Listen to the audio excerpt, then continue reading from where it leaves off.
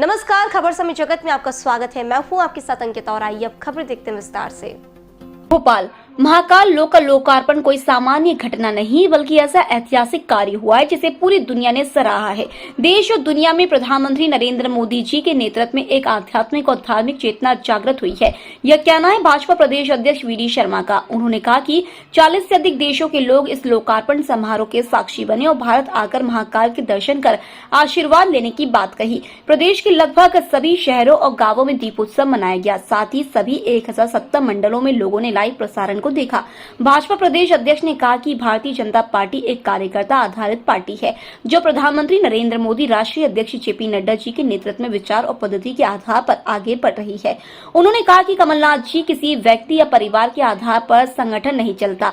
जैसे कांग्रेस एक परिवार तक सीमित रह गई है, कांग्रेस ने प्रारंभ से ही लोकतंत्र को कमजोर करने का काम किया है। और इसको लेकर के जैसे श्री बाबा महाकाल लोक का ऐतिहासिक क्षण और पल था, इतिहास बना देश के अंदर, दुनिया के अंदर, इसी प्रकार से इस भारत के अंदर माननीय प्रधानमंत्री नरेंद्र मोदी जी के नेतृत्व में आजादी के 75 वर्षों में जो हम लोग कहते रहे, हम लोग तो आंदोलन करते, लाठियां खाते रहे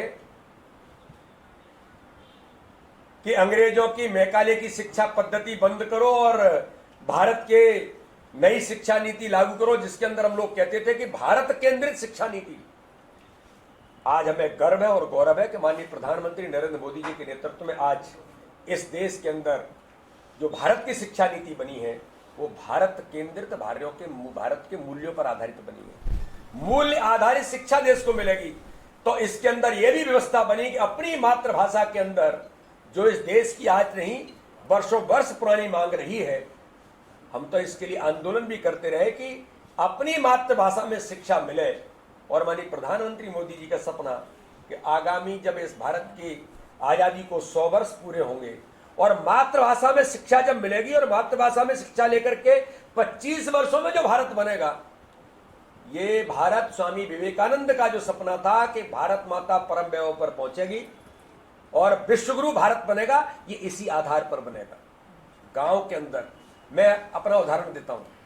मैं जब गांव के अंदर पढ़ता था, जब मैं सीडीएस की परीक्षा दे रहा था और मेरे मन के अंदर थी मैं सेना के अंदर जाऊंगा, लेकिन इंग्लिश मीडियम होने के कारण से मैं उसमें सफल नहीं हो सका। मुझे आज भी ध्यान में है कि मैंने उस समय पत्र लिखा था, क्या यह परीक्षा हिंदी में नहीं हो सकती? हम केवल इसलिए वंचित हो रहे हैं कि इंग्लिश मीडियम के हम विद्यार्थी नहीं होने के कारण से। मैं तो गांव का विद्यार्थी था, हम इंग्लिश मीडियम सीख सकते हैं, आज हमने सीखा भी है, लेकिन उस समय हम उस दिशा में गांव का विद्यार्थी अंग्रेजी के ये खौफ और अंग्रेजी के भय के कारण जो टैलेंट है वो इस भारत के अंदर जो दब रहा था, आज नई शिक्षा नीति में मातृभाषा में शिक्षा देने का जो एक प्रयास शुरू हुआ है। और मैं मध्य प्रदेश की सरकार को, माननीय मुख्यमंत्री शिवराज सिंह चौहान को मैं इस बात के लिए बधाई देता हूं कि मध्य प्रदेश पहला राज्य बन रहा है जो मेडिकल की एजुकेशन, जो इस भारत के अंदर कोई कल्पना नहीं कर सकता कि मेडिकल की एजुकेशन भी अब हिंदी माध्यम में होगी। ये मध्य प्रदेश की सरकार के अथक प्रयास और इच्छा शक्ति है। और माननीय अमित शाह जी जब आए थे उन्होंने कहा था कि जब ये लागू होगा तब मैं इसका स्वयं में यहां पर लागू करने के लिए उद्यम में उपस्थित रहूंगा। आज हमारा गौरव का क्षण है कि 16 तारीख को इसने कमलनाथ जी ने कहा है कि भारतीय जनता पार्टी कहां थी और कहां आ गई। मुझे ऐसा लगता है कि भारतीय जनता पार्टी का जो संगठन है वो प्रशंसा करेंगे ही, और मैं तो कहता हूं करनी भी चाहिए, क्योंकि Bharatiya Janata party cadre based organisation है। भारतीय लोकतंत्र को मजबूत करने में सबसे बड़ी महत्वपूर्ण भूमिका इस देश के अंदर किसी ने निभाई है तो वो जनसंघ से लेकर के भारतीय जनता पार्टी का संगठन है जो लगातार इस देश के लोकतंत्र को मजबूत करने का काम कर रहा है। और आज प्रधानमंत्री नरेंद्र मोदी जी के नेतृत्व में, माननीय अमित शाह जी के नेतृत्व में, या मैं कहूं कि भारतीय जनता पार्टी के दुनिया के सबसे बड़े राजनीतिक दल के सम्मानीय राष्ट्रीय अध्यक्ष जेपी नड्डा जी के नेतृत्व में आज भारतीय जनता पार्टी जिस प्रकार से कैडर बेस्ड ऑर्गेनाइजेशन, कार्यकर्ता आधारित संगठन होने के नाते से एक पद्धति पर आगे बढ़ रहा है, क्योंकि कोई भी संगठन बिना विचार के नहीं चलता।